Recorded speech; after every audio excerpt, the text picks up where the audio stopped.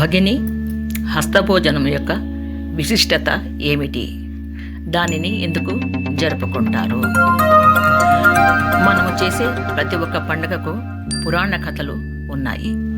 కాబట్టి హిందూ సంప్రదాయ ప్రకారము, సనాతన ధర్మం ప్రకారము మనము పండుగలు జరుపుకునే విధానము, దాని ప్రత్యేకతలను తెలుసుకుందాము.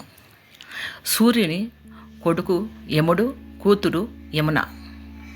యమున పెళ్ళైన తర్వాత తన సోదరుణ్ణి ఎన్నోసార్లు భోజనానికి రమ్మని పిలుస్తుంది.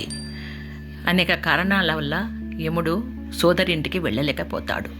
కానీ కార్తీక విదియ రోజు, అంటే దీపావళి తర్వాత 2వ రోజు సోదరి ఇంటికి వెళ్తాడు. సోదరి రకరకాల వంటలతో సోదరునికి భోజనం వడ్డించి తినిపిస్తుంది. యముడు సోదరి యొక్క వంటకాలు తిని చాలా సంతోషించి ఏమి వరము కావాలని అడుగుతాడు. వాళ్ళు దేవతలు కాబట్టి వాళ్ళు ప్రజల కోసమై వరము ఇవ్వడము జరుగుతుంది.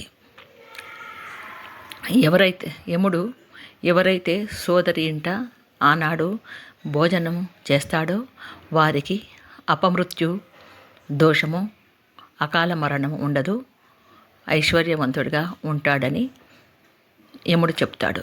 అలాగే సోదరి కూడా సౌభాగ్యవతిగా ఉంటుందని చెప్తాడు.